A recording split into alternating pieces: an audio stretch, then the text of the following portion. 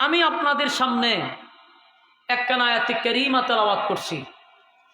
এই আয়াতটা আপনাদের কাছে পরিচিত, খুবই পরিচিত, এবং যদিও আপনারা না পড়েন কিন্তু বিপদ আইলে এই আয়াতটা আপনারা পড়েন, ঠিক নেই? যদি এরপর আপনার আয়াতের কথা স্মরণ না হয় তাহলে উপদেষ্টার দিকে খেয়াল করবেন। প্রধান উপদেষ্টার নাম কি? ইউনুস। ওই দুরুদের নাম হচ্ছে দোয়া ইউনুস। বুঝতেছেন? মুসিবত পড়লে এই দোয়া আমরা পড়ি। তো এই আয়াতটি আমরা বিপদে পড়লে পড়ে থাকি। যেমন কিছুদিন আগে টকশো হয়েছে, দেখছেন না?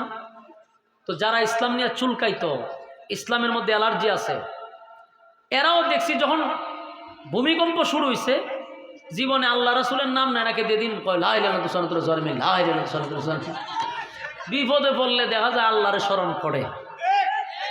এমনি ইসলাম নিয়ে অ্যালার্জি, কিন্তু বিপদে বললে আল্লাহ তুমি হেফাজত করো, আল্লাহ তুমি হেফাজত করো। আমরা কি এই আয়াত সবার মুখস্থ আছে তো ইনশাআল্লাহ? এই আয়াতটা আপনাদের সামনে তেলাওয়াত করছি। এই আয়াতগুলির মধ্যে আল্লাহ রাব্বুল আলামিন একজন মাছওয়ালার ব্যাপারে ওয়াজ করছে। কার ব্যাপারে?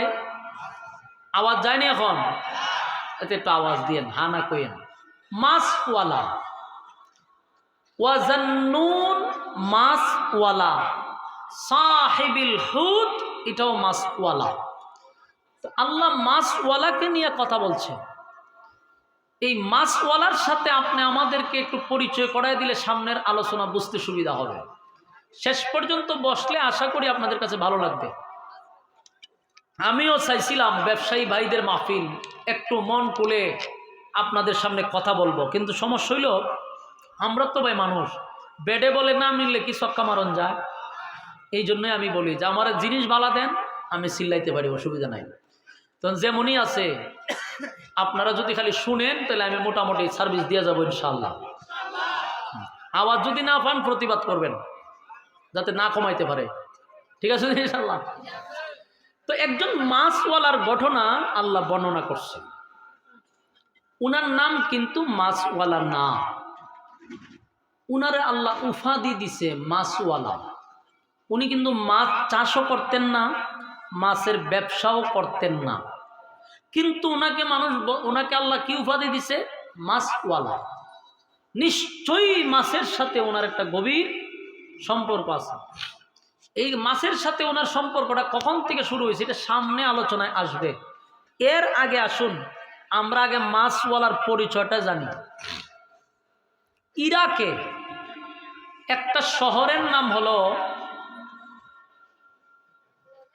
ইরাকে একটা শহরের নাম হলো নিনুয়া নামক শহর।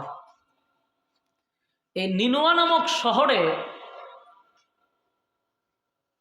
4 লক্ষ মানুষ বসবাস করত। কত লক্ষ? 4 থেকে 5 লক্ষ মানুষ বসবাস করত। এই 4 থেকে 5 লক্ষ মানুষই ছিল বেঈমান। আল্লাহ রাব্বুল আলামিন ওই নিনুয়া নামক শহরে একজন নবী পাঠাইলেন, পয়গম্বর পাঠাইলেন তাদেরকে হেদায়েতের রাস্তা দেখায়া দেওয়ার জন্য।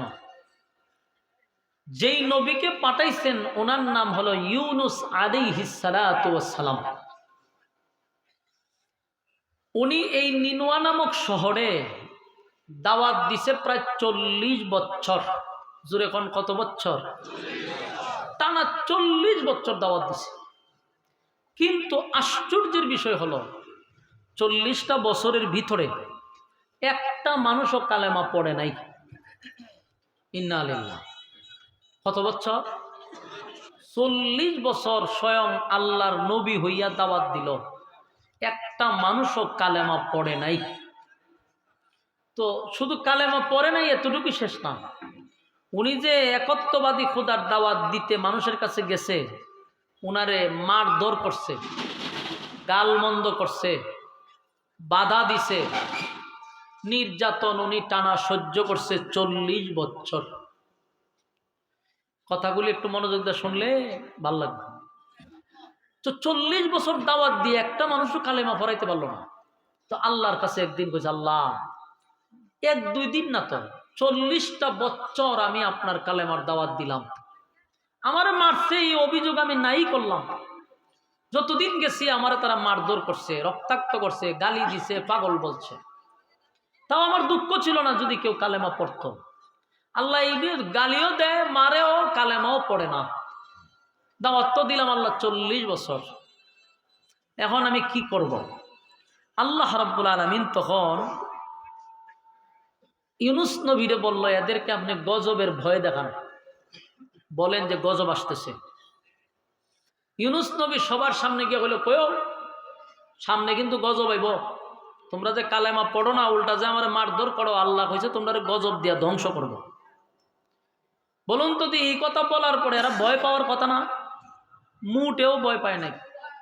উল্টা ইউনুস নবীরে বলে যে গজব দিয়ে আসবে কখন, দিন তারিখ ঠিক করছেন নি? নাউজুবিল্লাহ বলতেন না? চিন্তা করেনি তা কত খারাপ। গজবের ভয় দেখাইছে, গজব পাইবার কথা, কিন্তু গজবের ভয় তো পাই নাই, উল্টা কয় গজব কখন আসবে, কত তারিখে আসবে, দিন তারিখ ঠিক হয়েছে নি? ইউনুস নবী কয় না, আমার তো আল্লাহ দিন তারিখ ঠিক করে দিছে না। তখন তারা হাসি তামসা শুরু করছে, গালমন্দ শুরু করছে। ইউনুস নবী আশ্চর্য হয়েছে, আল্লাহ এটা কোন জাতির কাছে আমার পাঠাইছেন? গজবের ভয় দেখায়, আর গজবের ভয় পাইবার কথা, কিন্তু এটি ভয়ও পায় না। আল্লাহর কাছে দোয়া করছে, আল্লাহ এইগুলো মারাত্মক তেরা জাতি, এরা আমার কাছে এখন বলে আপনি গজবের দিন তারিখ ঠিক করে দিতেন। আল্লাহ এই কথা কইছে, বলো হ যাও গিয়া বলো আগামী 3 দিন 3 রাতের ভিতরে আমি গজব দিব। কয়দিন, কয় রাতের ভিতরে? 3 দিন 3 রাতের ভিতরে আমি গজব দিব, এদেরকে বলে দাও।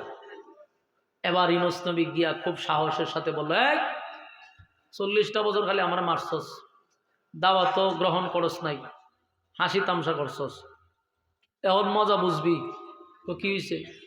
আগামী 3 দিন 3 রাতের ভিতরে গজব আসবে, তোরারে হমানে ধ্বংস করব। এখনো বালা আছে। এরা কয় অসুবিধা নাই, আমরা অপেক্ষায় আছি, 3 দিন তো অনেক দেরি আছে, আপনার আল্লাহর এখন টাইম মতো গজব পাঠাইয়া দিত। নাউজুবিল্লাহ। ইউনুস নবী না, এই জাতি আর পরিবর্তন হবে না। উনি করলো কি, গজবের কথা বইলা ওনার স্ত্রী আর 2টা সন্তান নিয়া উনি এই শহর থেকে আরেক শহরে চলে গেছে।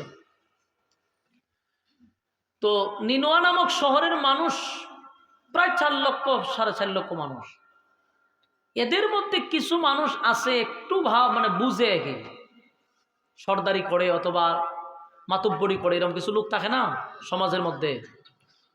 তো মাতব্বর টাইপের কিছু লোকরা বলল, এই নিনোয়া নামক শহরের মানুষ, ইউনুস আমাদেরকে কালেমার দাওয়াত দিছে, একত্ববাদী খোদার দাওয়াত দিছে 40 বছর, আমরা কেউ তার কালেমা গ্রহণ করি নাই, উল্টা তারে মারছি, রক্তাক্ত করছি, গালি দিছি, বাড়িতে হামলা করছি, কোনোদিন প্রতিবাদ করে নাই, কোনোদিন আমাদের সাথে হাতাহাতিও হয় নাই, চক্রাঙ্গানিও হয় নাই। গজব আসবে বলছে, কিন্তু কোনোদিন গজবের দিন তারিখ ঠিক করে নাই। কিন্তু গতকালকে সে গজবের দিন তারিখ ঠিক করে আমাদেরকে বলে দিছে। এখন আমরা যে হাসি তামসা উল্লাস করতেছি, একটাবার চিন্তা করা দরকার, যদি গজব আইসাই পড়ে তখন আমাদের কি করণীয়। এদের মধ্যে একজন দাঁড়ায়া বলে, আমি অতীতের ইতিহাস কিছু পড়ছি। বলে কি পড়ছস?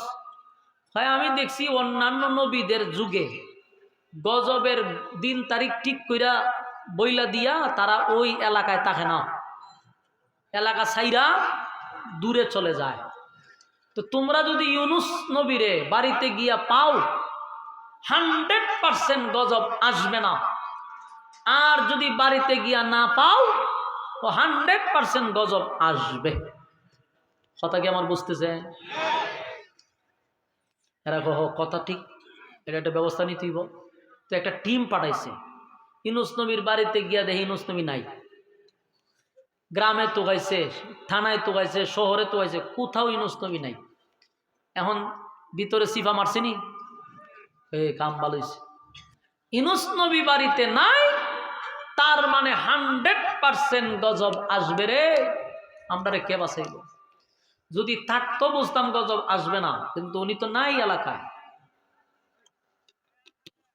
2 দিন গেছে, আর আছে কয়দিন? 1 দিন। এরা খালি বয়ে বয়ে চিন্তা করে যে যদি আইসা পড়ে, যদি গজব আইসা পড়ে। 3 দিন হয়ে গেছে। সকালবেলা ঘুম থেকে উঠা দেখে আকাশের কালার পরিবর্তন হয়ে গেছে। না কথা কি আমার বুঝতেছেন সবাই? এখন আকাশ হলো সবুজ, পুরাটা আকাশ এমন কালো হয়েছে যা অতীতে এরকম কালো আর কোনোদিন দেখে নাই। শুধু কালোই হয় নাই, সকাল থেকে একটা আওয়াজ, মানে আওয়াজটা হইতেছে, যত সময় যায় একটু বাড়তেছে। একদিকে নতুন আওয়াজ বিকট, অন্যদিকে আকাশ কালো হয়ে গেছে। নিনুয়া নামক শহরের মানুষ কয় আমরা গজব দেখছি, কিছুক্ষণ পরে গজব আসবে। তাহলে আমাদের ইউনূস যে আমাদেরকে সতর্ক করছিল, এটাই বাস্তবায়ন হইল। এতক্ষণে ওনারা বুঝতে পারছে যে উনি আল্লাহর পয়গম্বর ছিল, উনি নবী ছিল। আমরা ওনাকে রক্তাক্ত করছি, মারধর করছি, গালমন্দ করছি। আজকে ঠিকই গজব আমাদের মাথার উপরে। এখন আমাদেরকে কে বাঁচাবে? এখন এরা কান্না শুরু করছে, হায় রে, যদি ইউনূস নবী থাকতো তো বাড়িতে গিয়ে ভাওয়া তো ধরতাম, ওনার কাছে মাপ চাইতাম, আমরা ওনার কালেমা পড়তাম। কিন্তু এখন তো আমরা ইউনূস নবী ফালাই গেছে গা, এখন আমাদের কি উপায় হবে? তো এদের মধ্যে কিছু লোক কয়, হুন ইউনূস নবীরে তালাশ করে এখন আর কোনো লাভ হবে না, অনর্থক সময় নষ্ট করে লাভ নাই। আমরা নিজেরা চেষ্টা করতে থাকি কি করা যায়। কারণ আমরা যেই পরিমাণ খাম, কু খাম, দিনের খাম, রাত্রের খাম করছি, গজব তো আসবেই। জমিনে কখন গজব আসে? যখন জমিনে পাপ বেশি হয়। আপনারা আমার ভাষা বুঝুননি? বলুন, গজব কখন আসে? জমিনে যখন পাপ বেড়ে যায়। ভূমিকম্প দেখছেননি কয়েকদিন আগে? আপনার এলাকাতে হয়েছে? সারা বাংলাদেশ হয়েছে। ঢাকাতে 3 বার হয়েছে একদিনে। কিসের লক্ষণ? কিয়ামতের আগে ছোট ছোট আল্লাহ ভূমিকম্প দিবে, ছোট ছোট গজব দিবে। এই গজবে অনেক মানুষ মারা যাবে। কারণ এই গজব আমাদের নিজের হাতের বানানো কামাই, আমরা নিজেরা ঠান্ডা আনছি গজব। ঢাকা শহরে জেনা বেবিচার এমন কোনো দিন নাই, এমন কোনো রাত নাই, গিয়া দেখেন সব জায়গায় জেনা বেবিচারে সয়লাভ হয়ে গেছে। আল্লাহ গজব দিত না তো কি করত? গজব দিবে। যখনই গজব আসে বুঝবেন এটা আমাদের নিজেদের হাতের বানানো, আমরা নিজেরা ডাইনা আনছি। ইউনূস আলাইহিস সালাতু ওয়াস সালামের সমস্ত উম্মতেরা যারা নিনুয়া নামক শহরে বসবাস করে, সবগুলা মানুষ এতক্ষণে বুঝতে পারছে যে আমরা এটা অন্যায় করছি। কতদিন পরে বুঝছে? 40 বছর পরে। আমরা অন্যায় করছি, অপরাধ করছি। আল্লাহর পয়গম্বর হইয়া আমাদেরকে দাওয়াত দিল, কালেমার দাওয়াত। এই মালিক আমাদেরকে দাওয়াত দিল, মালিকের বন্ধু পাঠাইয়া আমাদেরকে হেদায়েতের রাস্তা দেখানোর জন্য একজন নবী পাঠাইলেন। আর সেই নবীর আমরা কালেমার দাওয়াত দেওয়ার অপরাধে আমরা তারে মারলাম, রক্তাক্ত করলাম। আমরা ওনাকে মারলাম, রক্তাক্ত করছি। এমন কোনো দিন বাদ নাই যে আমরা ওনার উপরে হামলা করি নাই, আমরা ওনাকে মারছি। হায়রে, নিজের খাইয়া আমাদেরকে দাওয়াত দিল, অথচ আমরা আমাদের নবীরে চিনতে পারলাম না।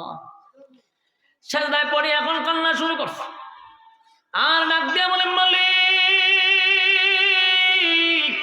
অন্যায় করছি, অপরাধ করছি, বুঝতে পারি নাই।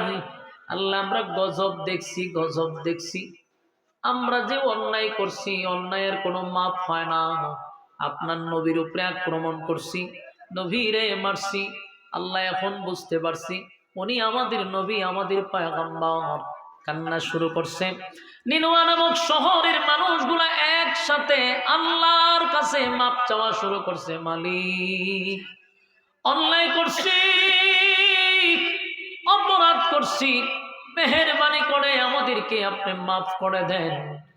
আর জীবনে এমন কোনোদিন হবে না আপনার সঙ্গে আমরা অন্যায় করব না। কথা কি বুঝতেছেন? এই পুরা কমান, ডাবলিং হয় প্রচুর। বিরক্তিকর। এগুলা কমান। ইউনুস নবীর সমস্ত নিনুয়া নামক শহরের মানুষগুলা বলতে লাগলো, আল্লাহ এবার একটা সুযোগ দেন, আর কোনোদিন আপনার জমিনে দাঁড়াইয়া আপনার নাফরমানি করব না, আর আপনার নবীর সঙ্গে বেয়াদবি করব না, আর আপনার জমিনে তাইকে আপনার নাফরমানি চলবে না। আমরা আপনার উপরে ঈমান আনলাম। সবাই কালেমা পড়া শুরু করছে। 4 লক্ষ মানুষ কালেমা পড়ে তারা ঈমান আনলো নিজে নিজে।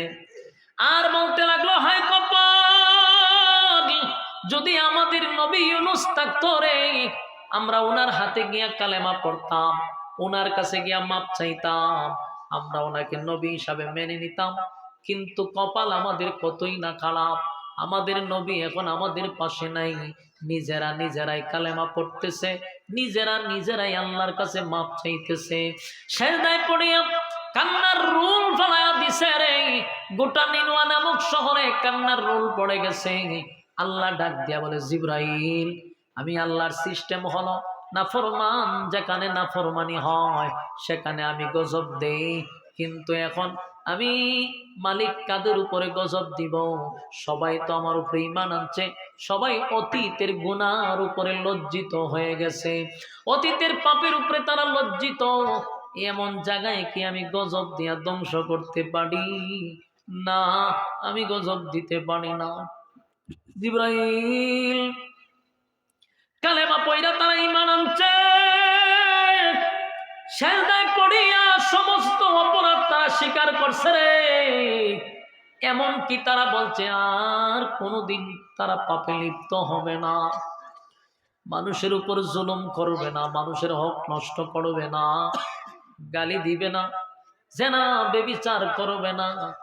আমি আল্লাহ সিদ্ধান্ত নিছি, গজব আমি উঠায় আনিব, গজব উঠায় আনিব। মানুষ যখন কান্না শুরু করে দিল, হঠাৎ করে তাকায়া দেখে আওয়াজটা কমে গেছে, আকাশটা কালো ছিল, আস্তে আস্তে পরিষ্কার হওয়া শুরু হয়েছে। সুবহান। তার মানে তারা গজব দেখছে, গজব দেখছে, গজব দেখছে, গজব দেখছে, কিন্তু তওবার কারণে, আল্লাহর কাছে মাপ চাওয়ার কারণে, ঈমান আনার কারণে গজব মালিক উঠায়া নিছে, গজব উঠায়া নিয়ে গেছে। এখন তারা নিজেরাও বুঝতে পারছে আমাদের কালেমা আমাদের মালিক গ্রহণ করছে, তাই তো আমাদের উপর থেকে আল্লাহ গজব উঠায়া নিছে রে। যদি গজব উঠায়া না নিত তাহলে বুঝতাম আমাদের কালেমা আল্লাহ কবুল করে নাই। আকাশ পরিষ্কার হয়ে গেছে, বিকট আওয়াজ বন্ধ হয়ে গেছে, সব মানুষ স্বাভাবিক হয়ে গেছে। কিন্তু ঘটনা হইল, ইউনুস নবী তো আছে আরেক শহরে। ইউনুস নবী কি শহরে না আরেক শহরে? তখনকার যুগে তো মোবাইলও ছিল না, খবরও যাইতে পারলো না। ইউনুস নবী জানে না যে তার শহরের মানুষ কালেমা পড়ে ঈমান আনছে। ইউনুস নবী জানে না যে আল্লাহ গজব দেয় নাই। ইউনুস নবীর ধারণা এতক্ষণে পুরা নিনুয়া নামক শহরটার আল্লাহ ধ্বংস করে দিছে। নিনুয়া নামক শহরের কোনো মানুষ আর বেঁচে নাই। এটা উনি অন্য শহরে এই জিনিসটা ভাবতে ছিল যে সব এতক্ষণে ধ্বংস হয়ে গেছে। কারণ ইউনুস নবী তো আর গায়েব জানতেন না। না গায়েব জানতো? এই নবীরা গায়েব জানতো না? আপনারা এখন জানেন, আর আমরা দেশের অনেককে কয় ফিররা বলে গায়েব জানে। ইউনুস নবী যদি গায়েব জানতো, নবীরা যদি গায়েব জানতো, তাহলে ইউনুস নবী আছে আরেক শহরে, ঘটনা ঘটার কথা নিনুয়া নামক শহরে, ঘটনা ঘটে নাই। এই খবর তো ইউনুস নবী জানার কথা, কিন্তু উনি জানে না। উনি ধারণা নিছে শহর শেষ। তো 2-3 দিন চলে যাওয়ার পরে নিনুয়া নামক শহরের একজন লোক ওই ইউনুস নবী যে শহরে আছে এই শহরে গেছে। ইউনুস নবী চেহারাটা ডাইকা তারে ডাক দিয়া বলল, তুমি কোথার থেকে আসছো? নিনুয়া নামক শহর থেকে আসছো। ইউনুস নবী আশ্চর্য গেছে, ও কেন? এই শহর তো ধ্বংস হয়ে গেছে, এই শহর তো শেষ। কয় হো, আপনারা কে কইছে? আমি খালি শহর থেকে আসলাম, শহর আগের মতই আছে, কোনো সমস্যা নাই। কিন্তু উনি এই কথা বলে নাই যে দেশের মানুষ সব কালেমা পড়ছে, এই কথা বলে নাই। ইউনুস নবী কথা শোনার পরে উনি আশ্চর্য হয়ে গেছে, ঘটনাটা কি? আল্লাহ আমার নিজে কইল দিন তারিখ ঠিক কইরা দিল গজব আসবে, এতক্ষণে ধ্বংস হয়ে যাওয়ার কথা, কিন্তু এই লোক বলতেছে শহর ধ্বংস হয় নাই, আগের মতোই আছে। তাহলে আমি যে দিন তারিখ এরারে দিয়ে আসলাম, গজব দে আসলো না, আর আমি যদি এখন এই শহরে যাই আমার তারা বাইরে মেরে নিব। কারণ যেই জাতির গজবের কথা বললেই আমারে মারছে, এরা বিশ্বাস করতো না। আর আমি এখন দিন তারিখ দিয়ে আসার পরেও যেহেতু গজব আসে নাই, তাহলে এই শহরে গেলে আমার নিরাপদ নাই, আমার মেরে নিব। ওনার ধারণা এটা ঠিক ছিল, কারণ উনি তো আর জানে না যে এরা কালেমা পড়ছে। আমার কথা কি বুঝুন আপনারা?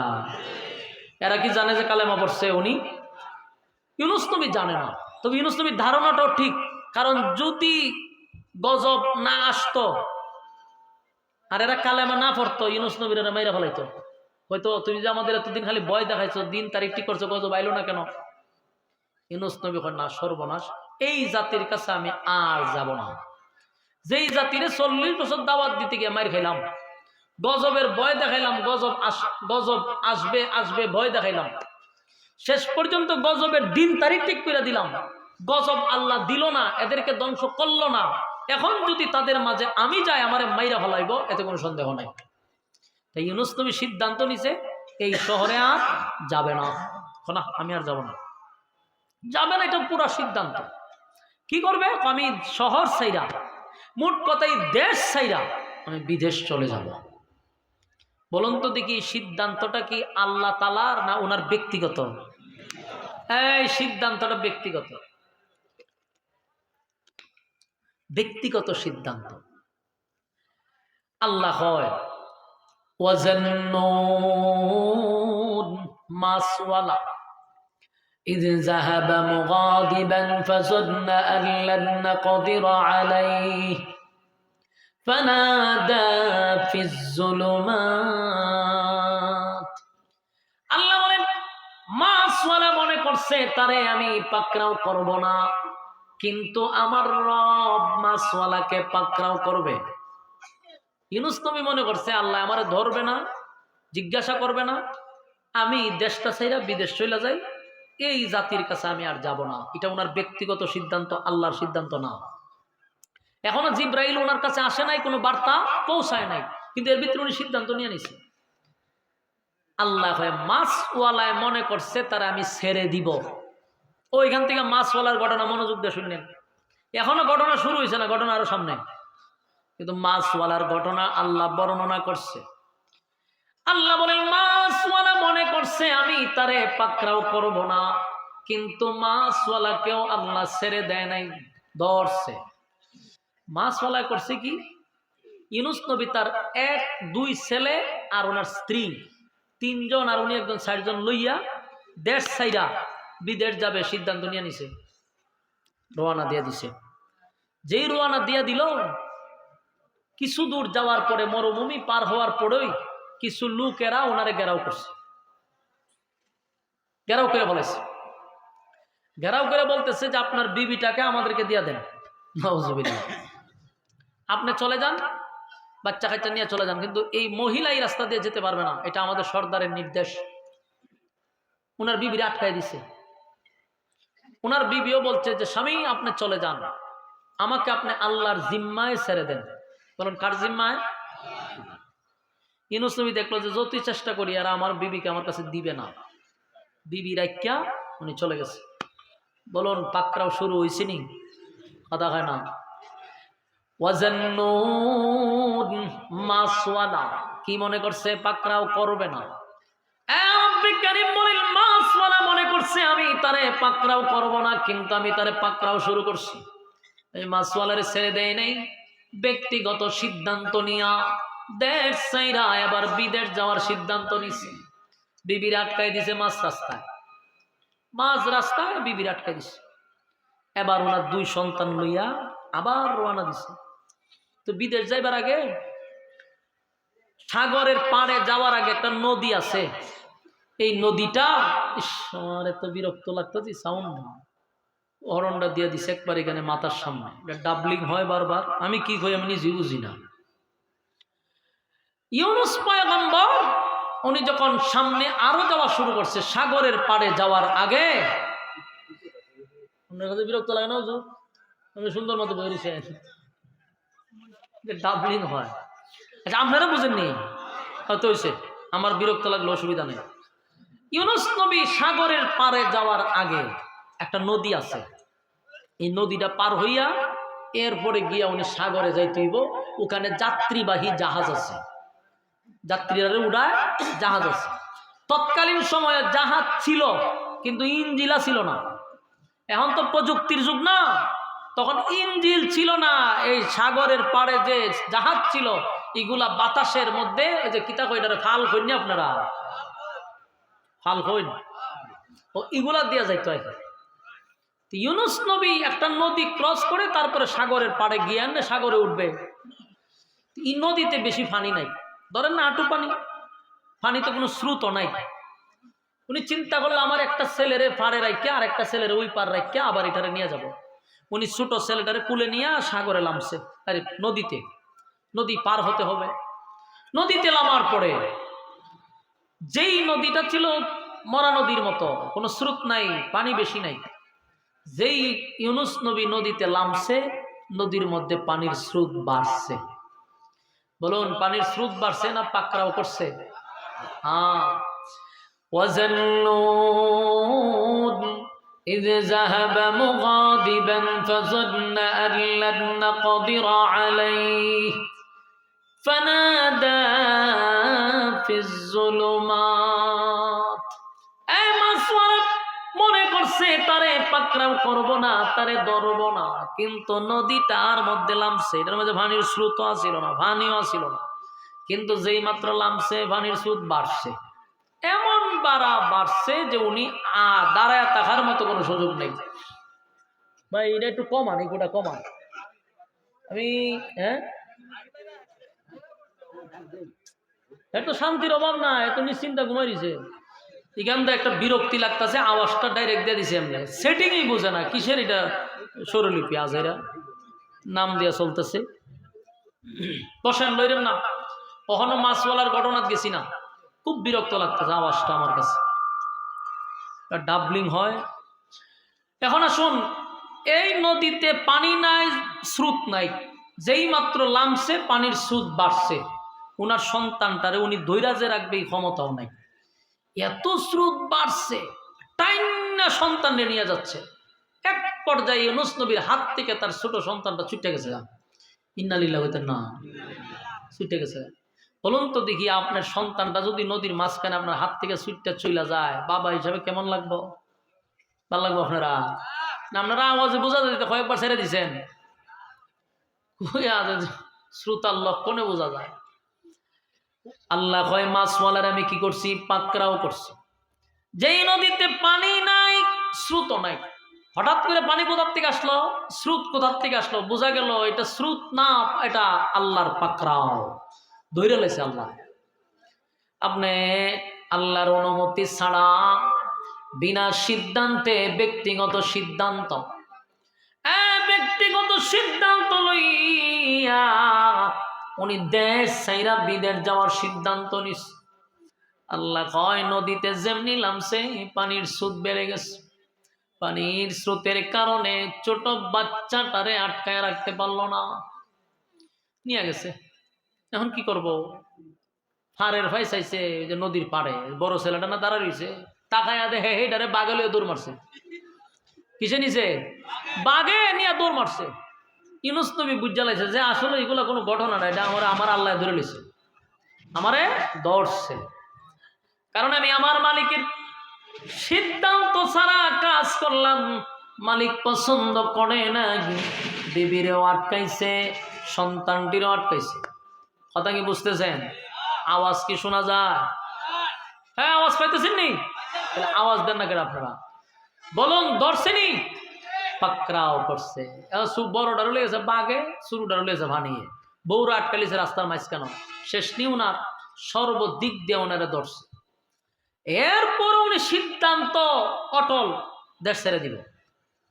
সব হারাইয়া মন খারাপ তো নদী ফাইরিছে, বাইরে সাগরের ফারকে দাঁড়াইছে, দাঁড়াইয়া দেখে এটা একটা জাহাজ যাত্রীবাহী, এটার ভিতরে গিয়ে উঠছে। উঠার পরে মনটা খারাপ না, স্ত্রী সন্তান হারাইয়া পয়গম্বর মনটা খারাপ নিয়ে বসে রয়েছে। যাত্রীবাহী জাহাজ যখন পুরাটাই বুকিং হয়েছে, এরা দিছে সাইডা বিদেশের উদ্দেশ্যে রওনা। জাহাজ তো তার গতিতে চলতেছে, কিন্তু ঘটনা হইল সাগরের মাঝখানে আইসা এখন আর জাহাজ আর যায় না, জাগাত ঘুরে, এক জায়গাতেই ঘুরে। কথা কি বুঝতেছেন? ঘুরে না, পাকড়াও করছে।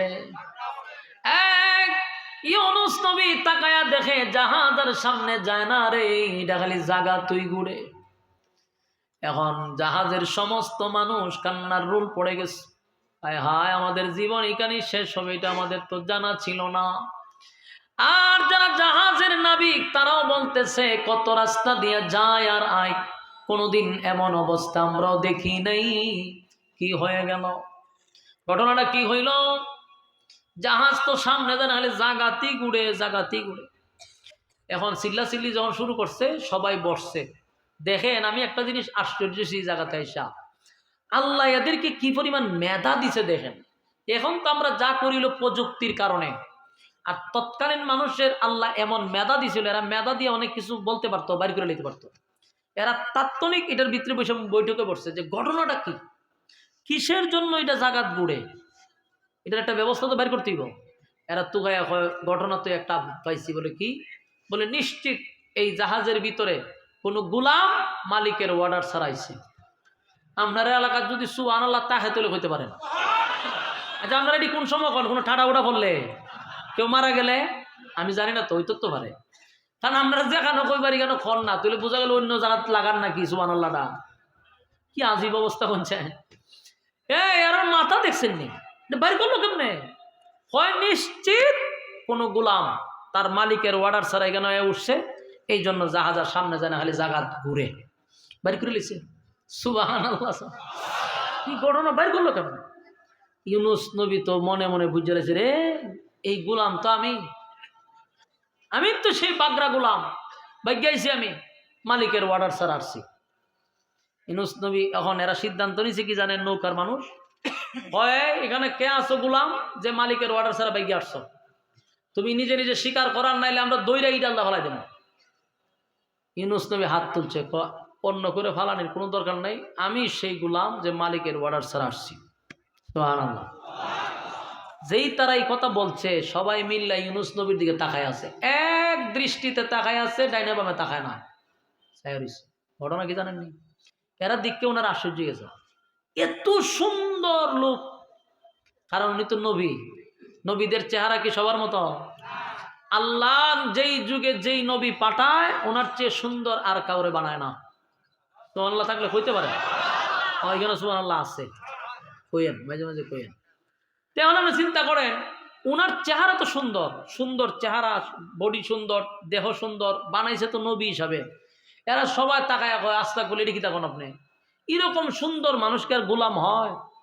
এরা যেই গোলাম ভাবতেছে, ইউনূস নবী আবার এই গোলাম ভাবতেছে না। এরা ভাবছে যে কোনো বাড়িতে কাজ করতে কোনো গোলাম, এটা মালিকের অর্ডার ছাড়া আয়া জাহাজে উঠছে। কিন্তু ওনার চেহারার মধ্যে তো গোলামের কোনো চাপ নাই, এবং এই পুরা জাহাজের মধ্যে সবচেয়ে সুদর্শন চেহারা হলো ওনার। এরা হয় সর্বনাশ, এমন সুন্দর সুরতের মানুষরে যদি আমরা ভুল ক্রমে ইডাল দিয়ে ফালাই দিয়ে সাগর, জাহাজ তো এখন ঘুরে উপর দিয়া, উনারে ফালাইলে এটা নিষেধা করব। আমরা এই ভুল করতে রাজি না, এই ভুল করতে আমরা রাজি না। চিন্তা করেন ওখানে এরা কি করবো। ইউনূস নবী বারবার কইতেছে, দেখো তোমরা ভুল করতেছো, আমি ঠিকই আছে, আমি গোলাম। না না না, সর্বনাশ, এরম সুন্দর চেহারার লোক গোলাম হয় কেমনে? না না না না, সর্বনাশ, এটা হয় না। আপনি ভালো মানুষ, আপনার মতো একটা ব্যক্তির যদি আমরা ফালাইয়া দিই, তাহলে আমরা আর অস্তিত্ব থাকবে না। ভুল এমনি একটা হইছে, আর একটা হইব। এরা আর ইউনূস নবীর কথা শুনে না, এরা তালাশ করতেছে যে আর কোন গোলাম আছে, কিন্তু গোলাম তো পায় না। শেষে একটা সিদ্ধান্ত নিছে। সিদ্ধান্ত কি জানেন? যে সবার নাম লিস্ট করো, জাহাজের যত যাত্রী আছে সবার নাম লেখো, এই নাম দিয়ে আমরা লটারি দিব। লটারিতে যার নাম উঠবো, এরা আত ভাব দুইরা ইডাল্লা ফেলা দেবে, তাহলে জাহাজ ঘুরবে। সিদ্ধান্ত নিছে। আবার ঘোষণা দিছে, যার নাম লটারিতে উঠবে সে নিজের এই বিষয়টা মাইনা নিতে হইব। কারণ তোমার কপালের দোষ, কিছু করার নাই, তুমিও মাইনা নিতে হইব যে হয় এটা আমার কপালের দোষ।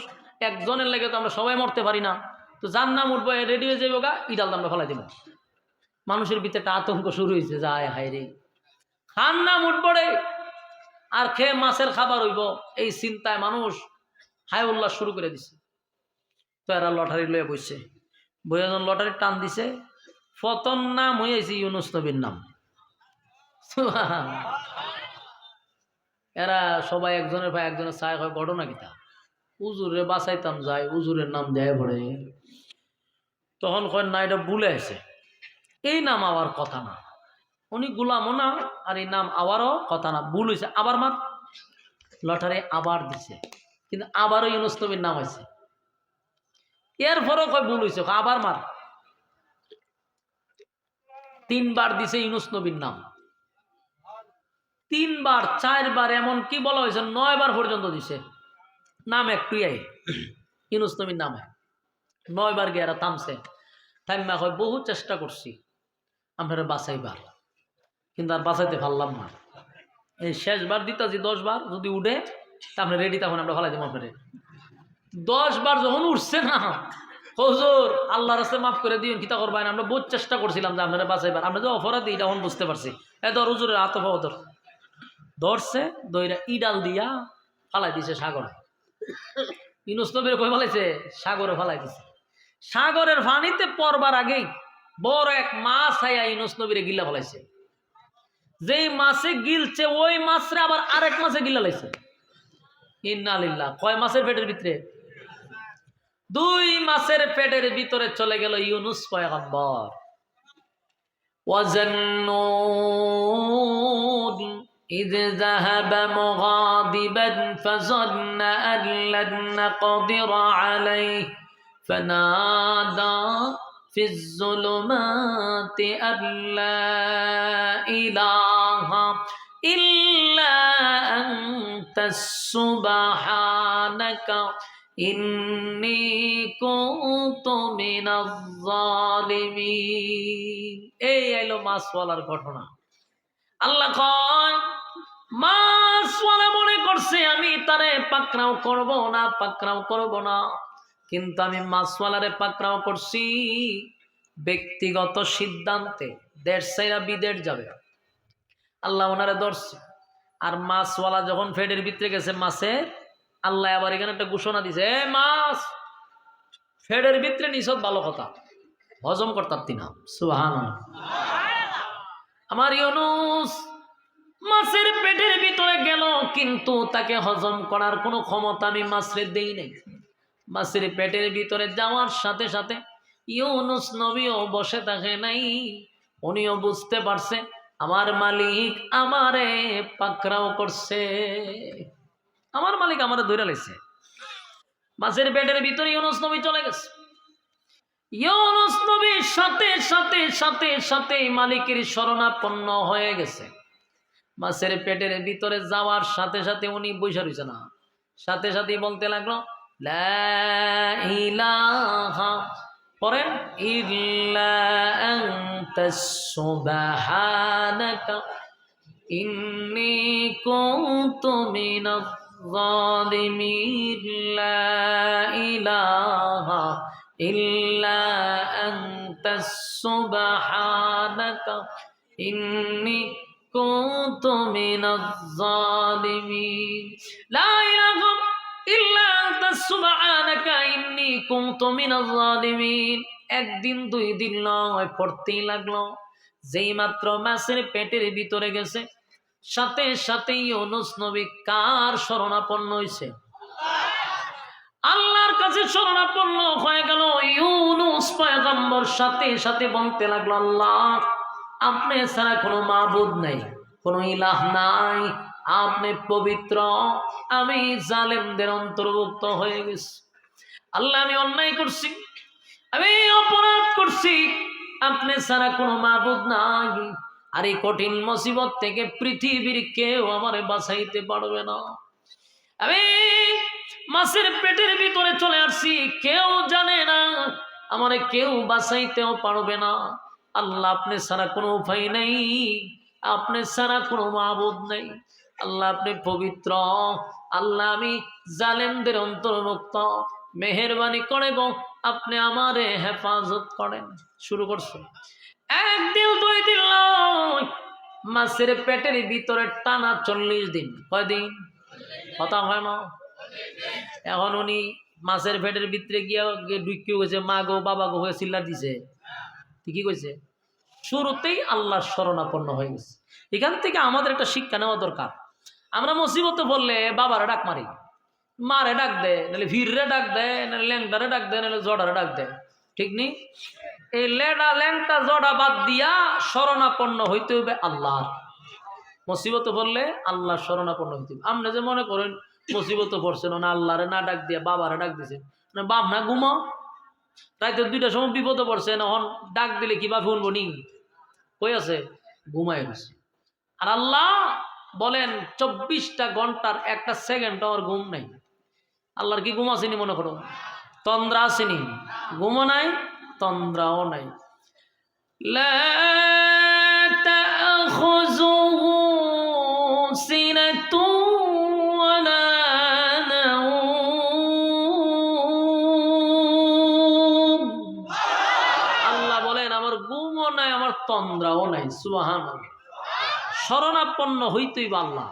ইউনূস নবীর সাথে সাথে ডাইন বাম নাই, ডাইরেক্ট আল্লাহর উপরে শোনো, আল্লাহ আমনে ছাড়া আর আমার উপায় নেই, আল্লাহ আমনে ছাড়া আর উপায় নেই। যেমন আমরা অনেক সময় দেখছেন না, কই লা ইলাহা ইল্লাল্লাহ, এটার অর্থ হইল আল্লাহ আমনে ছাড়া উপায় নেই, আল্লাহ আমনে ছাড়া আর কোনো উপায় নেই। ইদানিং মানুষ বিপদে বললে ঠিকই কয় আল্লাহ আমনে ছাড়া কোনো উপায় নাই। ইউনূস নবীও মাছের পেটের ভিতরে গিয়ে আল্লাহরে ডাকা শুরু করছে। মাছের পেটের ভিতরে ইউনূস নবীর কি ঘটনার ভিতরে আরেকটা ঘটনা পাইছি। একদিন 2 দিন নয়, মাছের পেটের ভিতরে উনি ছিলেন প্রায় 40 দিন।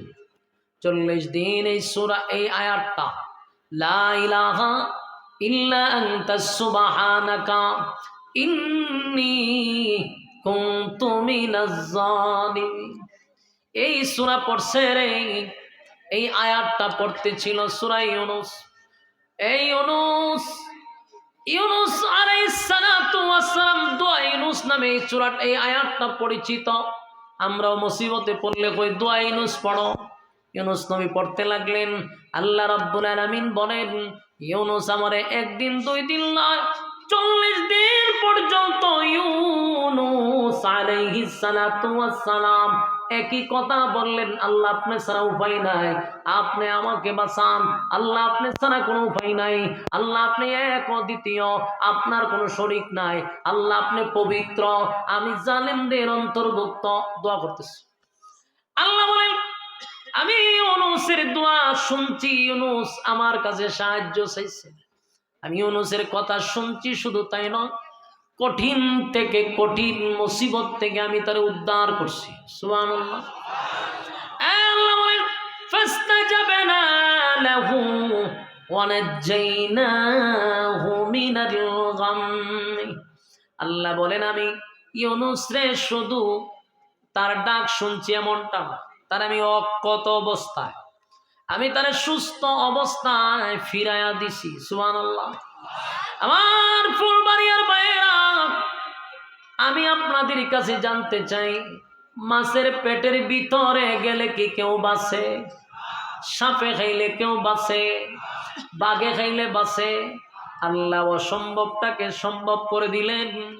মালিক চাইলে যে পারে রে, 2টা মাছের পেটের ভিতরে ইউনূস আলাইহিস সালাতু ওয়াস সালাম, 2টা অন্ধকারের ভিতরে, পানির আরেকটা অন্ধকার, এই সাগরের নিচে মালিকের জিকির করে, মালিকের জিকির করে। আল্লাহ কয় আমার ইউনূসকে আমি ফিরাইয়া দিলাম। মাছের পেটের ভিতরে এমন ব্যথা সৃষ্টি করছে, মাছের ব্যথার কারণে আল্লাহ বলেন মাছের পেটের ভিতরে ব্যথা সৃষ্টি করে দিছে। ব্যথার কারণে মাছ সাগরের তলদেশ থেকে দৌড়াই আসছে ফাড়ের মধ্যে, উগলাইয়া ছেড়ে দিছে। সুবহানাল্লাহ। উগলাইয়া দিছে ছাইরা। ইউনূস নবী সশরীরে, মানে সুস্থ, কোনো ধরনের অসুস্থ না, উনি আয়া জমিন দাঁড়াইছে। কিন্তু প্রশ্ন হইল, মাছের পেটের ভিতরে যদি একটা মানুষ থাকে, শ্বাস প্রশ্বাস বাতাস তো পায় নাই, যার জন্য উনি 40 দিন থাকার কারণে কিছু দুর্বলতা ওনার মধ্যে ছিল, উঠতে পারছেন না, দাঁড়াইতে পারতেছেন না। উনি একটা জায়গায় শুয়ে আছে, মরুভূমির বালুর মধ্যে শুয়ে রয়েছে, নদীর পাড়ে, সাগরের। আল্লাহ সেখানে 2টা খেজুর গাছের ব্যবস্থা করছে, আশপাশে লতা পাতা দিয়া ডাইকা রাখছে। কারণ এই প্রচন্ড রুদ্র ওনার শরীরে লাগলে কষ্ট হবে, রৌদ্রের জন্য কষ্ট না হয় এই জন্য আল্লাহ এখানে লতা পাতারও ব্যবস্থা করছে।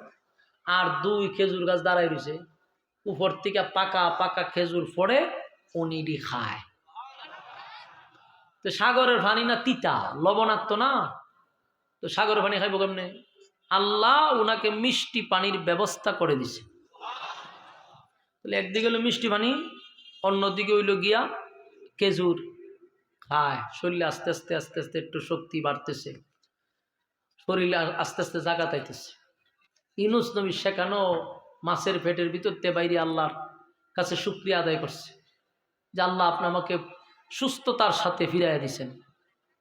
কিন্তু ইউনুস নবীর যে আল্লাহ পাকড়াও করছে, এটা ইউনুস নবীর একটা পরীক্ষা স্বরূপ আল্লাহ মাছের পেটের ভিতরে আছে 40 দিন। এর সামনে ঘটনা আসতেছে।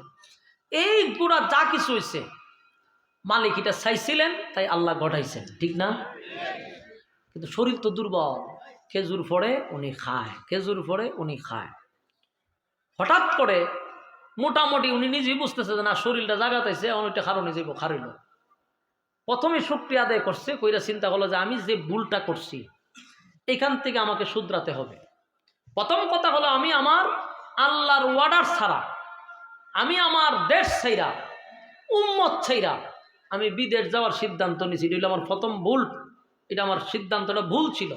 দেখেন একজন পয়গম্বর তার ভুল স্বীকার করতেছে, উনি পয়েন্টগুলো বাইর করতেছে কোন কোন জায়গায় আমি অপরাধটা করছি। কারণ উনি তো বিশাল এক ঝামেলা তৈরি হয়েছে, মাছের পেটের ভিতরে 40 দিন, তখন এটা কি বাড়ির দ্বারে কথা। এখন উনি সিদ্ধান্ত নিয়েছে কি করবে, যে না যেই জায়গার থেকে আমি ভুল শুরু করছি সেখান থেকে আমি শুধরাবো। আমি এখন এখান থেকে সুস্থ হয়ে আবার নিনুয়া নামক শহরে যাব, সেখানে গিয়ে আবার কালেমার দাওয়াত দিব। মানুষ যদি আমাকে রক্তাক্ত করে, মানুষ যদি আমাকে হত্যাও করে, তাও আমি আমার আল্লাহর আইন জমিনে বাস্তবায়ন করব। সুবহান। আচ্ছা বলুন তো দেখি, নিনুয়া নামক শহরের মানুষ কি আর কাফের আছে না সব ঈমান আনছে? উনি কি এটা জানে? কারণ উনি কি গায়েব জানতো? যেই সমস্ত মানুষটা বলে নবীরা গায়েব জানে, এরা ওই আউল ফাউল বাউলের অন্তর্ভুক্ত, ঠিক কিনা? এই যে বাউল গোষ্ঠীরও দেখবেন এরকম আউল ফাউল কথা কয়। আবার ওয়াজের স্টেজে কিছু বাউল আছে, এক বাউল হলো একতারা নিয়ে নাচে, আরেকটা বাউল আছে ওয়াজের স্টেজও বাউল আছে কিছু, এরা একতারা দিয়া গান বাজায়, এরা 2 তারা 3 তারা বাদ দিয়া মুখ দিয়া গান গায়। তো এরার বক্তব্য হইল যে নবী গায়েব জানে, শুধু শেষ না, ফিরাউলিয়ারাও গায়েব জানে। নাউজুবিল্লাহ। একমাত্র গায়েবের মালিককে আল্লাহ। নবীরা কতটুক জানতেন? আল্লাহ যতটুক জানাইতেন। নবীরা এতটুকুই জানতেন, আল্লাহ যতটুক জানাইছে। জিব্রাইল আসে নাই, ইউনুস নবীর জানান নাই। তাই ইউনুস নবী এখনো জানে না যে নিনুয়া নামক শহরের মানুষ কালেমা পড়ে ঈমান আনছে। তাই উনি সিদ্ধান্ত নিয়েছে আমি আবার যাব, সেখানে কালেমার দাওয়াত দিব। এখন উনি আস্তে আস্তে ফিটফাট হয়েছে, রেডি হয়েছে যে শহরে যাইতে হইব, আমার কাজ বাকি। ইউনুস আলাইহিস সালাতু ওয়াস সালাম রওনা দিছে, লম্বা সফর। হাঁটতে হাঁটতে একটা জায়গায় গিয়া পৌঁছছে যেখানে মোটামুটি মানুষ আছে, ওই জায়গা পর্যন্ত পৌঁছে গেছে দীর্ঘদিন হাঁটার পরে। তো উনি যখন রাস্তা দিয়ে যাইতেছে, দেখে এক লোক পিছন দিক থেকে ওনারে ডাকে আল্লাহর পয়গম্বর বইলা। সুবহান। ইউনুস আলাইহিস সালাম চিন্তায় পড়ে গেল, একদিন 2 দিন নয়, আমি 40টা বছর কালেমার দাওয়াত দিলাম, 40টা বছর কালেমার দাওয়াত দিছি রে। আমি 40 বছর কালেমার দাওয়াত দিতে গিয়ে মার খাইলাম, রক্তাক্ত হইলাম, কিন্তু আমারে কেউ কোনোদিন আল্লাহর পয়গম্বর বইলা ডাক দিছে না। আজকে পিছন দিক দিয়া কে আমারে আল্লাহর পয়গম্বর বইলা ডাক দেয়। আশ্চর্য হয়ে গেল। আশ্চর্য হওয়ারই কথা, কারণ ইউনুস নবী উনি 40 বছরে ওনারে কেউ আল্লাহর নবী বইলা ডাক দেয় নাই। তাকায়া দেখে একজন মাছওয়ালা ব্যক্তি চাষ করে, মাছ ধরে বাজারে বিক্রি করে, এটাই তার কাজ। এমন একটা ব্যক্তি ডাক দেয়া, হুজুর বেয়াদবি মাফ করবেন, আপনি আল্লাহর একজন পয়গম্বর। সুবহানাল্লাহ। ইউনূস নবীর চোখ দিয়ে পানি চলে আসছে। 40টা বছর কালেমার দাওয়াত দিলাম রে, কেউ আমারে নবী বইলা ডাক দিল না, আমার আল্লাহর পয়গম্বর বলে ডাক দিল না। কেমনে জানলি আমি আল্লাহর পাঠানো একজন পয়গম্বর? এই লোকটা কয়, হুজুর আমি জানি না, আমারে জানাইছে। সুবহানাল্লাহ। আমি জানি না, কিন্তু আমারে জানাইছে আপনি আল্লাহর পয়গম্বর। হুজুর একটু আসেন আমার বাড়িতে। ইউনূস নবীরে লইয়া এই লোক তার বাড়িতে গেছে, গিয়ে ইউনূস নবীরে বসাইছে। হুজুর বসেন। বসলো। কিছুক্ষণ পরে তাকায়া দেখে ওই মাছওয়ালার সাথে ওনার যে ছোট বাচ্চাটা নদীর পানিতে স্রোতে নিয়ে গেছিল, এটার সামনে না খারাপ করছে। সুবহানাল্লাহ আসেনি? আচ্ছা কোন তো দেখি, হারানো জিনিস যদি আপনি ফিরা পান কেমন লাগবো? আবার নিজের সন্তান হারায় গেছে, আশা ছাইরা দিচ্ছেন যে মরে গেছে গা, এখন যদি সন্তান আবার আপনার সামনে আসে, বাবা কি নিজেরা কন্ট্রোল করতে পারবো? ইউনূস আলাইহিস সালাতু ওয়াস সালাম সন্তানের দিকে তাকাইয়া আশ্চর্য হইয়া বলে, এটা আমার কলিজার টুকরা ছোট সন্তান, কোথায় পাইলি রে? হুজুর আমি পাই নাই, আমার কাছে একজন দিয়া গেছে। আর বলছে এটা আল্লাহর পয়গম্বরের সন্তান, এই আমানত যেন খেয়ানত না হয় আপনার কাছে পৌঁছায়া দেওয়ার জন্য বলা হয়েছে। হুজুর আজকে 40-50 দিন ধরে আমি আপনার খুঁজে খুঁজে খুঁজে সাগরের পাড়ে হাঁটি, চতুর্দিকে আপনারে তালাশ করি, কত জায়গায় যাই, কিন্তু আপনার সন্ধান পাই না। আজকে আমি আপনার দেখেই বুঝতে পারছি আপনি আল্লাহর পয়গম্বর। বাবা তার সন্তানরে জড়ায়া ধরছে, জড়ায়া ধরে কান্না শুরু করছে আর বলে, মালিক আপনি আমার কলিজার টুকরা সন্তানটা ফিরাইয়া দিলেন। আল্লাহ খুশিতে আনন্দে ইউনূস নবী সিজদায় পড়িয়া মালিকের শুকরিয়া আদায় করতে লাগলো। সুবহান। সন্তান পাইছে, তো হারানো সন্তান ফিরে পাইছে। আবার ওনারে ওই মাছওয়ালায়, যিনি মাছ দইরা দইরা বাজারে বিক্রি করে, এই ব্যক্তি আবার নবীও ডাকছে, তার মানে পয়গম্বর হিসাবে ওনারে ডাক দিছে। এইটার একটা আনন্দ। 40টা বছর কালেমার দাওয়াত দিলাম, কত মায়ের খাইলাম, কত রক্ত ঝরাইলাম, কেউ নবী বলল না। এই লোকটা নবী বইলা ডাক দেয়। ইউনূস নবী মালিকের দরবারে খুশি শুকরিয়া আদায় করে। এবার ছোট সন্তানটারে কোলে নিয়া সামনের দিকে রওনা দিছে। সামনের দিকে যখন রওনা দিল, যেই মাত্র সামনের দিকে রওনা দিছে, এক গ্রাম পাড়ি দিয়ে আরেক গ্রামে গেছে, হঠাৎ করে দেখে পাহাড়ের উচ্চ টিলার থেকে একজন কাঠুরিয়া পিছন দিক দিয়া ডাক দেয়া হয়, আল্লাহর পয়গম্বর একটু দাঁড়ান। সুবহান। ইউনূস আলাইহিস সালাতু ওয়াস সালাম আশ্চর্য হয়ে গেল, পাহাড়ের একজন কাঠুরিয়া আমাকে নবী বলে ডাক দেয় রে। আমি রীতিমতো ইউনূস নবী আশ্চর্য হয়ে গেছে, যারা আমার জীবনে নবী বলে নাই, যে এলাকায় দাওয়াত দিলাম, যেই শহরে আমি থাকলাম, দাওয়াত দিলাম, মাইর খাইলাম, কেউ কালেমা পড়লো না, আর এত দূরের মানুষ আমারে নবী বইলা ডাক দেয়। এক কাঠুরিয়া কিভাবে বুঝলাম আমি যে আল্লাহর পয়গম্বর? বলে আপনার ছেলেটারে কুলে দিকে বুঝতে পারছি, কারণ এই যে ছেলেটারে কুলে রাখছেন, এটার একটা কপি আছে আমার কাছে। সুবহানাল্লাহ। ডুপ্লিকেট একটা আছে। এবার কাটুরিয়ার বাড়িতে নিয়ে গেছে, গিয়া দেখে ইউনূস নবীর বড় ছেলেটা দাঁড়ায় আছে। সুবহান। এই যে ছেলেটাকে বাগিয়ে নিয়ে গেল, সেই ছেলেটা ওই কাটুরিয়ার বাড়িতে। ইউনূস নবী খুশিতে আনন্দে সিজদায় পড়ে কান্দে আর বলে, মালিক আমার হারানো সন্তান আপনি ফিরাইয়া দিলেন। মূলত এদেরকে বাগেও নেয় নাই, পানিও নেয় নাই, আল্লাহ তার ফেরেশতা দিয়া ইউনূস নবীর কাছ থেকে আড়াল করে দিছে। ওই যে পাকড়াও করছে, বহু নবীদেরকে আল্লাহ পরীক্ষা করছে। যদি আপনি নিজেকে ইমানদার দাবি করেন, ঠিক নবী রাসূলদেরকে আল্লাহ পরীক্ষা করাইছে, যাদের কোনো গুনাহ ছিল না। নবীরা মাসুম, নবীরা কি? তারপর তাদের উপরে আল্লাহ পরীক্ষা চালাইছে। আর আমি আর আপনি নিজের ইমানদার দাবি করি, মনে করছি আমাদের উপরে পরীক্ষা আসবে না। কি কখন পরীক্ষা আসবে না? পরীক্ষা আসবে। অলরেডি পরীক্ষা এসে পড়ছে। অলরেডি কি পরীক্ষা আসছে। এমন সবচেয়ে বড় ইমানের পরীক্ষা দিতে হবে বাউলদের ব্যাপারে। কথা হয় না? যে বাউলরা আল্লাহর শানে বেয়াদবি করে, আল্লাহকে গালি দেয়, আল্লাহর ইজ্জত নিয়ে টানাটানি করে, এই সমস্ত বাউলদেরকে যারা ফক্ক নিয়ে কথা বলতেছে, এদেরকে বয়কট করা সময়ের দাবি। কথা কি বুঝতেছেন? এদেরকে বয়কট করা সময়ের দাবি। আমার একটা প্রশ্ন আপনাদের কাছে, ভাই, এটা তো আমার ইমানের প্রশ্ন। এটা কি? ইমানের প্রশ্ন। আমার আল্লাহ এবং রাসূলকে নিয়ে গালি দিবে, আর আমি সুবহানাল্লাহ তাসবিহ জপব, মাথায় টুপি লাগাইয়া মসজিদে যাইব, এটা আমার দায়িত্ব না। তসবির মধ্যে ইসলাম শেষ না, টুফির মধ্যে ইসলাম শেষ না। আপনার আরো দায়িত্ব আছে। সুফিগিরি দেখান, মনে করছেন আমি তো 5 ওয়াক্ত নামাজ পড়ি, আল্লাহকে নিয়ে গালি দেয়, রাসূলকে নিয়ে গালি দেয়, আপনার শরীরের মধ্যে জজবাই উঠে না, বুঝবেন আপনি ইমানদার না, আপনার ইমানের সমস্যা আছে, আপনি মুনাফিক। কিসের মুসলমান হয়েছেন? আমার বাবারে গালি দেন, আমারে গালি দেন, বুঝে নিব ব্যক্তিকে গালি দিছেন, কিন্তু আপনি আল্লাহ এবং রাসূল নিয়ে কথা বলবেন আর আমরা এটা উত্তর দিব না। এটা বাংলাদেশ না।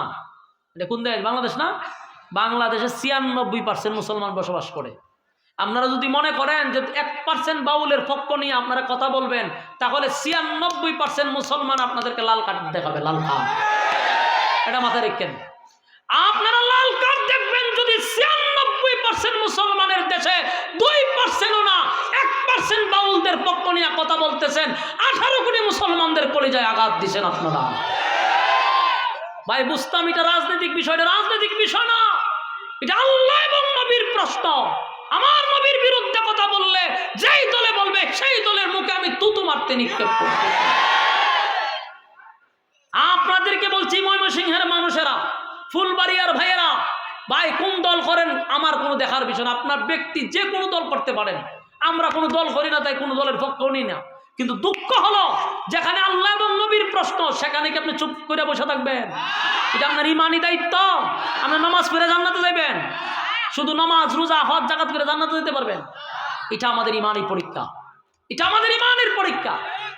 আমরা স্পষ্ট বক্তব্য দিছি, যদি এই বাউল নামক ফাউলের দৃষ্টান্তমূলক সর্বোচ্চ শাস্তি না দেয় আর কোনোভাবে যদি লগিং করে তাকে ছাড়ানো হয়, বাংলাদেশে দ্বিতীয় আরেকটা ঘটনা ঘটবে ইনশাআল্লাহ।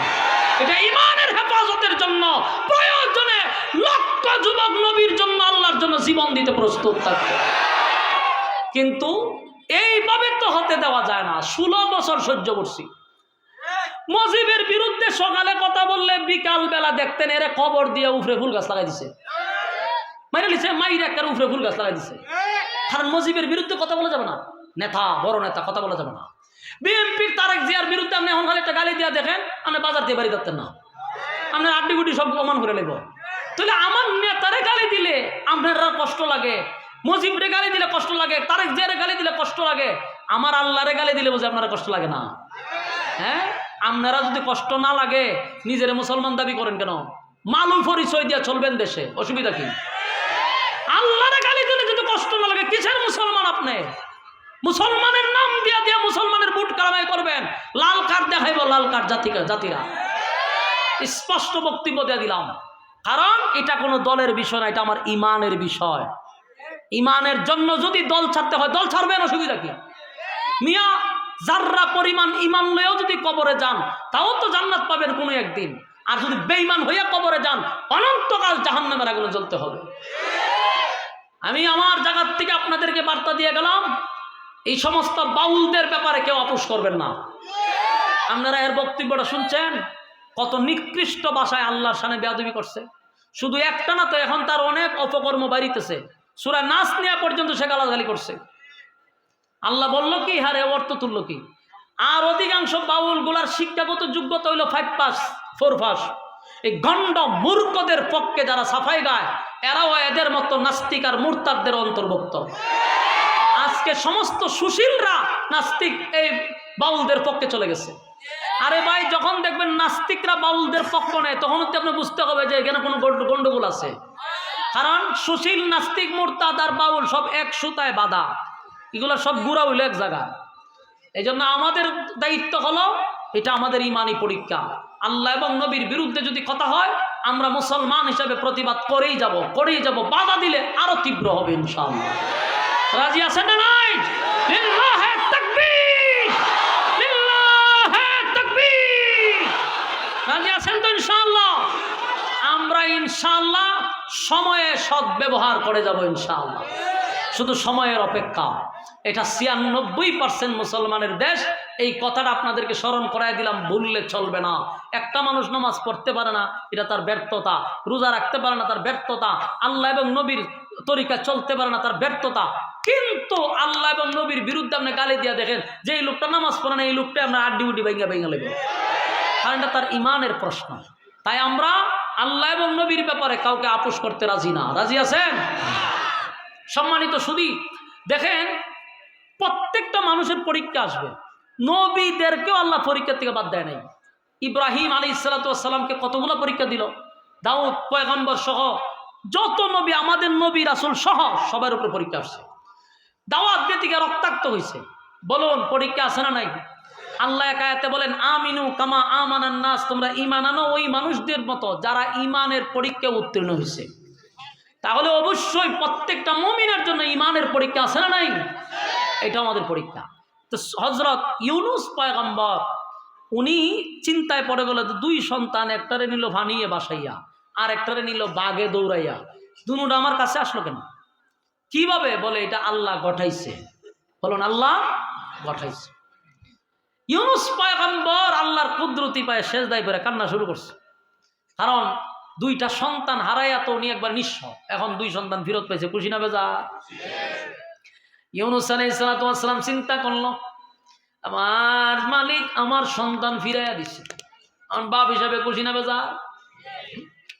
দুই সন্তানরে কাঁধে লইয়া বাবা হাঁটতে হাঁটতে ওই নিনুয়া নামক শহরে যাইব, পুরা প্ল্যান নিছে। রাস্তার মধ্যে গিয়া আবার কিছু যুবকরা ওনার আটকাইছে। আটকা, হুজুর আমরা আপনার মাফ করুন, আর আমরা লোক একটু সামনে চলুন। ঘটনা ভিতরে এটা তো আমার বউর আটকাইছিল, তোরা আমার সামনে এসে করি হয় না, আপনি আমরা একটু বাঁচান। গেল সামনে, গিয়া দেখে উনার বিবি এক জায়গায় বসা। উনার বিবি বলতেছে, স্বামী আপনি আমাদের যেরকম রেখে গেছিলেন আমি এরকমই আছি, কোনো খেয়ানত হয় নাই। সুবহান। ঘটনাটা কি? বলো, ঘটনা হইল যেই বকাটে গুলা ওনার বিবিরে নিয়ে আসছে, যার কাছে নিয়ে আসছে হইল ওই এলাকার সবচেয়ে বড় লুচ্চা কোম্পানির সদস্য। কি কোম্পানি? লুচ্চা কোম্পানির সদস্য। বলতে এই এলাকাতে যত মহিলা যায় এই এর কাছ থেকে কেউ বাঁচতে পারে না। তো পয়গম্বরের বউ তো লই আইছে উড়াইয়া আইনা, হন এর যখন গেছে দর্ত, এর হাত গেছে ফেরালাইছে শুয়া। সুবহানাল্লাহ। ফেরালাইছে শুয়ে দিছে। এখন এ চিল্লি শুরু করছে যে আমার শেষবারের মতো মাফ করে দেন, আমি ভুল করছি, অন্যায় করছি। এই চিল্লাইছে 2-3 দিন। উনি দোয়া করছে, আবার আল্লাহ হাত বালা করে দিচ্ছে। তো হে কদিন চলছে, কিন্তু যে লুচ্ছা আছে কিছুদিন পরে গেছে আবার দর্ত, আল্লাহ আবার দিছে ফেরালাইছে স্পিরা। এখন আবার চিল্লায় যে আর করতাম না, এই শেষ, কান্নাকাটি শুরু করছে। আবার দোয়া করছে, তে হের হাত আবার বালুইছে। আবার 15-20 দিন পরে হে যায় আবার ধরতো। এখন হাত দুটাও গেছে ফেরালাইছে। এখন ওনার বিবি কয় যে তুই এইভাবেই থাক, তুই যতদিন এইভাবে থাকবি আমি ততদিন সেইভাবে থাকুন, এইভাবেই থাক, তুই ভালোইতে না। 2 হাত ফেরালাইছে বলিছে। ওই যে দিন ইউনূস নবী আইছে এদিন কয় যে আমার লাগে একটু দোয়া করেন, আমার 8টা যেন ভালোই জায়গা, আর জীবনে লুচ্চামিও করতাম না, আর আমি আপনার কাছে হাত ধরে কালেমা করে ঈমান আনবো। সুবহানাল্লাহ।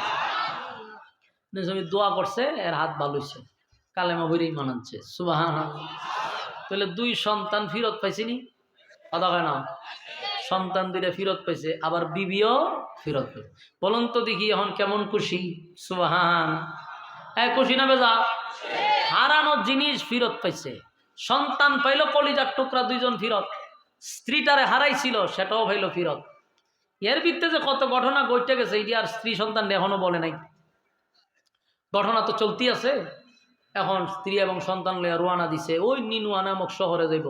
ওনার ধারণ হইল গিয়ে আবার কালেমার দাওয়াত দেওয়া শুরু করব, ঠিক না? ইউনূস আলাইহিস সালাম সিদ্ধান্ত নিল আমি আমি এখন গিয়া তাদেরকে আবার কালেমার দাওয়াত দিব, যেখান থেকে ভুল করছিলাম সেখান থেকে আবার শুধরাব। নীলুয়া নামক শহরে ওনার স্ত্রী এবং সন্তান লইয়া যেই মাত্র উনি শহরের ভিতরে ঢুকে গেছে রে, চতুর্দিক দিয়া মানুষ ওনাকে যখন চিৎকার শুরু করছে, তাকায়া দেখো আমাদের নবী আমাদের কাছে ফিরত আসছে। সুবহানাল্লাহ। নিনিওয়া নামক শহরের মানুষ চিৎকার দিয়া বলেন, তাকায়া দেখ, আমাদের আল্লাহ আমাদের নবীকে আমাদের কাছে ফিরাইয়া দিছে রে। মানুষ কান্না শুরু করছে। ইউনুস নবীরে পাইয়া এত খুশি, এত খুশি, এত খুশি। ইউনুস নবীও দেখে অবাক হয়ে গেল, যেই জাতি আমার বিরুদ্ধে দাঁড়াইতো, যেই জাতি আমার নির্মম ভাবে নির্যাতন করত, আমারে মারধর করত, সেই জাতি আজকে আমার কাছে আইসা আমারে পাওয়ার পরে তারা আনন্দে লাপাইতেছিল। ইউনুস নবী কয়, ঘটনা কি? বলে, ঘটনা হলো আপনি যে গজবের দিন তারিখ দিছিলেন, ওই তারিখ মতো গজব আমরা দেখছি। দেখার পরে আল্লাহর কুদরতি পায়ে সেজদায় পড়ে কান্না শুরু করছি। আমরা আমাদের অতীতের সমস্ত গুনার জন্য লজ্জিত। আমরা মালিকের কাছে মাপ চাইছি, আল্লাহ আমাদেরকে মাফ করে দেন। আল্লাহ মাফ করে দিছে। আপনার নবী আপনার উপরে ঈমান আনছি, আপনি একত্ববাদের উপরে ঈমান আনার কথা বলছিলেন, আমরা নিজে নিজে ঈমান আনছি। আর এতদিন ধরে আপনাকে পাগল পাগল পাগল হইয়া আমরা তালাশ করতেছিলাম, কত শহরে গেলাম, কত জায়গায় পাঠাইলাম, ওগো নবীজি আপনাকে আমরা পাই নাই। তবে আজকে আনন্দ, আল্লাহ আমাদের নবীকে আমার কাছে ফিরাইয়া দিছে। নিনুয়া নামক শহরের মানুষ কালেমা পড়ে ঈমান আনলো, তারা তাদের নবী ফিরত পাইল। আমার যুবক ভাইয়েরা, এই যে ইউনুস পয়গম্বরকে আল্লাহ পাকড়াও করলো, এর একটা কারণ হলো ইউনুস নবী আল্লাহর সিদ্ধান্তের বাহিরে ব্যক্তিগত সিদ্ধান্ত নিছে। এরপরে ইউনুস পয়গম্বরকে মাছের পেটের ভিতরে ঢুকাইল। 40 দিন থাকার পরে ইউনুস নবী আল্লাহ শরণাপন্ন হওয়ার কারণে ওনাকে আল্লাহ সুস্থ অবস্থায় ফিরাইয়া দিছে। কিন্তু এই আয়াতের শেষ অংশে আল্লাহ বলেন, ওয়াকাযালিকা নুজিল মুমিনিন। আল্লাহ রাব্বুল আলামিন বলেন, এই পৃথিবীর মানুষেরা শুন, কেউ যদি কোনোদিন মুসিবতে পড়ে রে, বিপদে যদি আপনি আমি পড়ে যাই, বিপদে যদি পড়ে যাই, তাহলে কাউরে ডাক দিব না, বলুন শরণাপন্ন হইব কার? আরো জোরে কার? সবাই জুড়ে বলেন কার? শরণাপন্ন হইব আল্লাহর।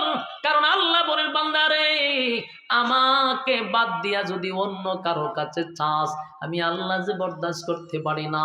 তাই মুসিবতে পড়লে কাউরে না ডাক দিয়া বলবো, মালিক অন্যায় করছি, অপরাধ করছি, আল্লাহ নিজের মাথায় নিজে কোরাল মারছি, আল্লাহ বুঝতে পারি নাই, আপনার শরণাপন্ন হয়ে গেলাম।